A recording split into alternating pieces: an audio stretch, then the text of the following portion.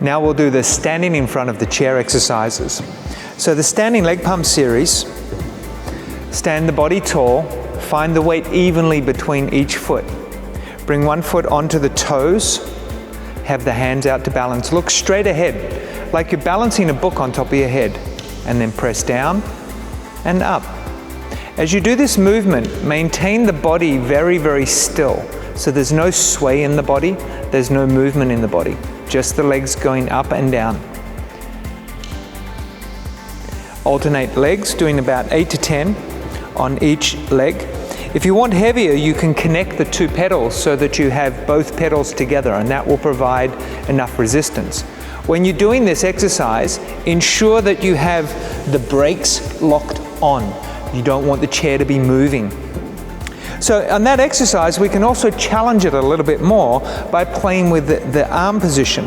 So as you bring the leg up, we can have the arms here, or even if you reach overhead. As you reach overhead, this will challenge your balance more. You could also do some rotation. So as you press down, you can rotate.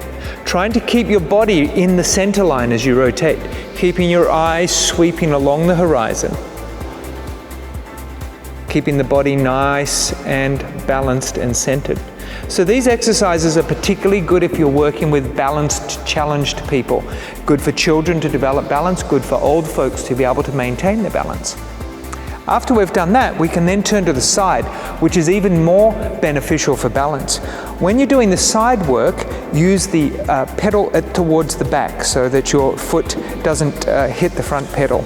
So you see, as soon as I lift up, if I'm not concentrating, my body goes off to the side. So I prepare myself. We start in a little V, come to the back pedal of the chair. As you lift this foot, you'll see the body wants to sway. Try and keep it right here. As you press down, lift up. This hip is getting this range of motion, this lifting. I'm having to use my core muscles to hold myself stable.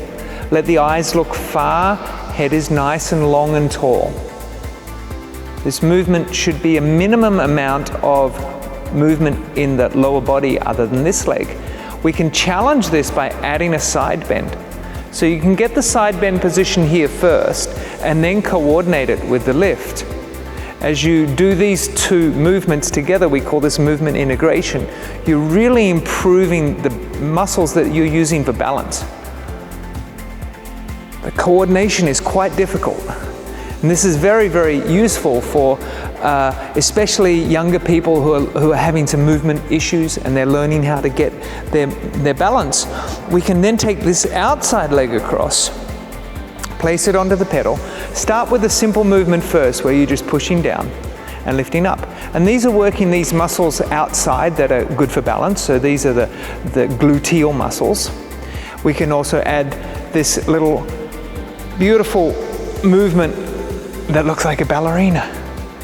Nice and slow. You'll see that I'm moving slow because I'm allowing time for my brain and my muscles to coordinate. That's the beautiful part of these movements. We're training what are called neuromuscular systems, which are helping us balance and coordinate better. And what you'd want to do is somewhere 3 to 5 on each side.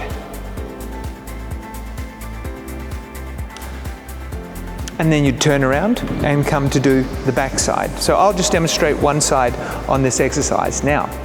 We've done some balance for the legs. We come now into the standing roll down. So the standing roll down, we come back a little bit. I'm going to show 2 variations. If you have disc issues in your back where you're not allowed to flex, you'll do the second variation. But for those of us who are okay to flex, bring the feet together, a little bit of V in the feet, stand nice and tall. And imagine that you're on a swimming pool, a diving board, and you're going to dive over to bring your hands to the pedals. Once you have the pedals, you can see I've rounded my back like a cat. And then I just push down. And breathe in on the way up.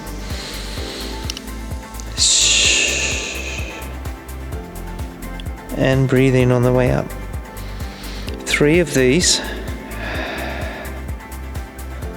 And then after the third one, just keep stacking up.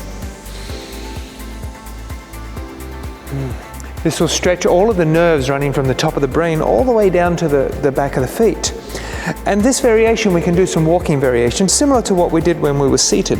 So we roll down.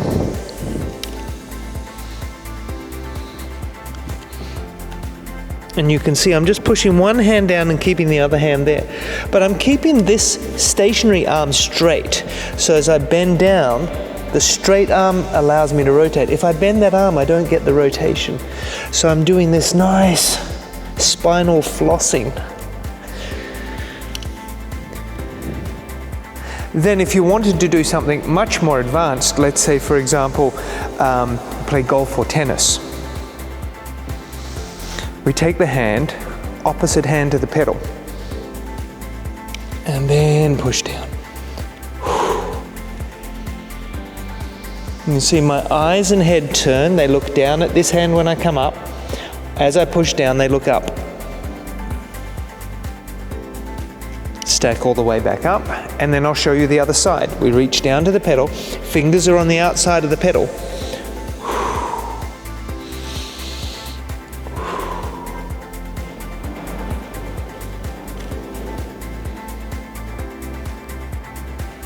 For those of you who are unable to do flexion, we can do a flat back version.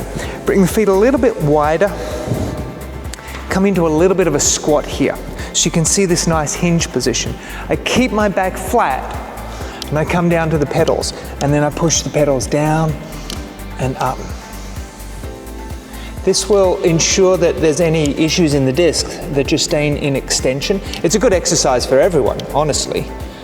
We can also do the walking, and we can also do the golf rotation. Now, you might say, hey, I don't play golf, I don't have so much time on my hands. Why would I want to do this? Because you're going to release a lot of the tension in the spine.